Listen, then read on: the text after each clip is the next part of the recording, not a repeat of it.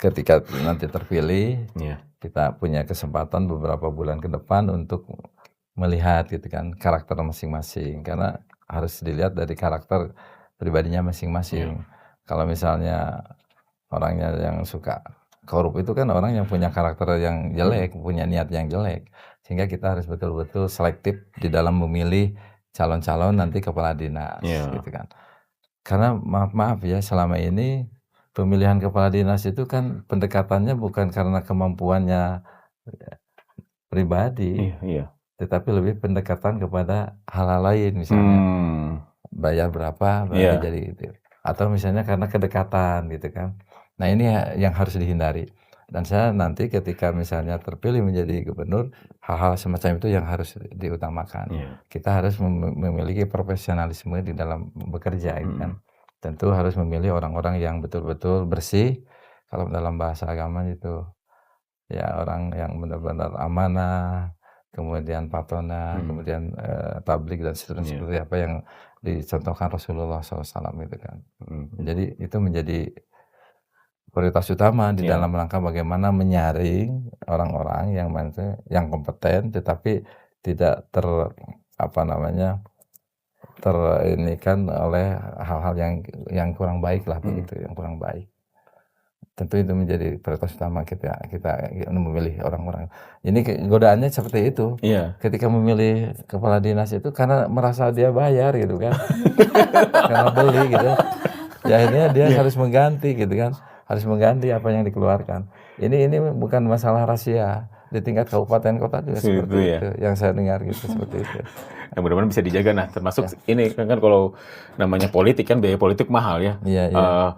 Kan biasanya disebut harus balik modal nih ketika mengeluarkan biaya politik menjadi kepala daerah.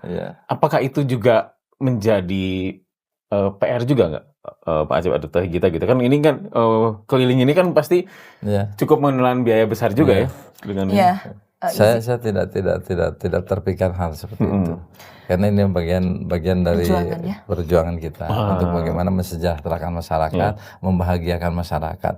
Bagaimana bisa sejahtera masyarakat itu sekaligus bahagia ketika kita misalnya pimpinannya sendiri korup gitu kan. Dan kita memiliki konsepnya bukan bagi-bagi uang, tapi kita memiliki kontrak politik dengan 4 kartu ini. Jadi kita tidak mau kalau hanya memberikan uang setelah itu ditinggalkan masyarakat itu. Jadi kalau masyarakat itu cerdas, pasti mereka akan lebih memilih pemimpin yang jelas programnya.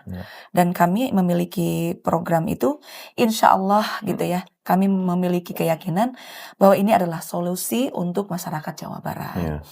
Ini ada salah satu, ini contoh kartunya ya. Udah dibikin malah kartunya, tinggal dipraktekkan ya sebenarnya. Ada kartu keluarga bahagia. Ini targetnya untuk ibu-ibu hamil, pasca melahirkan, untuk lansia, anak, bahkan untuk yang single mom itu. Yang tadi single. Terus ada juga pendidikan bahagia. Kartu pendidikan bahagia itu untuk memberikan beasiswa kepada anak SD, SMP, SMA, SMK, bahkan santri-santri yang berprestasi sampai kuliah.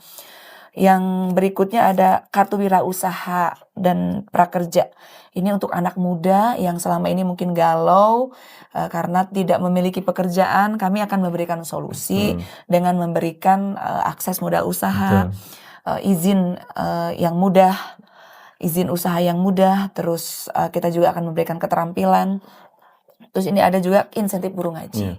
Ini untuk para ustadz-ustazah yang selama ini tidak terperhatikan oleh pemerintah. Jadi ya ketika Akang bertanya apakah beban yang nantinya mungkin ada ide-ide untuk, mohon maaf, untuk korupsi apa, nggak ada. Mengembalikan modal karena nggak ada cerita gitu ya. Nggak ada cerita begitu karena ini adalah bagian dari jihad kita, ingin bermanfaat untuk umat. Yang kedua, alhamdulillah kita juga satu partai. Kita kan lebih mudah ininya jadinya lebih rendah secara biaya partai politik.